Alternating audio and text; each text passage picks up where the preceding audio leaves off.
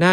94ตั้งแต่สัตเมทิวเสหิมาวลาหกะคัพพโตโอรุยหาสวรรณกตาเหปฏิทหันโตปเตหิจะภเลหิจะฉัพพนรังสิโยมุนจตูติอธิษฐาสิเป็นต้นไปทรงอธิษฐานว่าในวันคำรบ7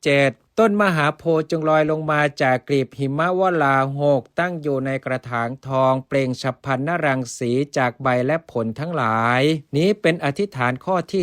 3ทรงอธิษฐานว่าพระธาตุรากขวัญเบื้องขวาจงทำยมุกปาฏิหาริย์ในวันประดิษฐานอยู่ที่พระเจดีย์ในถูปารามนี้เป็นอธิษฐานข้อที่4ทรงอธิษฐานว่าพระธาตุของเราประมาณโทนะหนึ่ง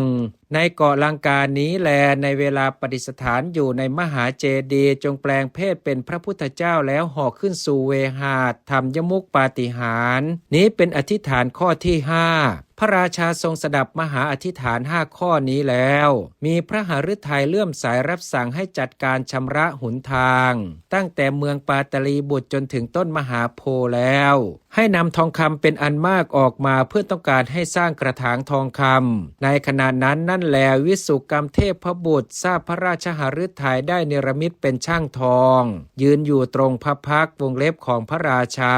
พระราชาทอดพระเนตรเห็นเขาแล้วจึงตรัสว่าพ่อเจ้าจงเอาทองนี้ไปทำกระถางเขาทูลว่าข้าแต่สมมติเทพขอพระองค์ทรงบอกขนาดให้ทราบพระราชาตรัสว่าพ่อเจ้านั่นแหละทราบและจงทำให้ได้ขนาดเขารับว่าดีละสมมุติเทพข้าพระองค์จะกระทำจึงถือทองเอามือลูบคลำด้วยอานุภาพของตนเนรมิตกระถางทองวัดโดยรอบประมาณ9 ศอกสูง5 ศอกกว้าง3 ศอกหนา8 นิ้วขอบปากมีขนาดเท่าโคนงวงช้างครั้งนั้นพระราชาเสด็จออกจากนครปาตลีบุตรด้วยเสนาใหญ่ยาวประมาณ7 โยชน์กว้างประมาณ3 โยชน์พาเอาพระอริยสงฆ์ได้เสด็จไปยังใกล้ต้นมหาโพธิ์เสนาล้อมต้นมหาโพธิ์ซึ่งมีธงชัยและธงแผ่นผ้ายกขึ้นไว้แล้ววิจิตรด้วยรัตนะต่างๆประดับด้วยเครื่องอลังการมากมายเกลื่อนกลนไปด้วยดอกไม้นานาชนิดประโคมด้วยเครื่องดุริยางค์หลายหลาก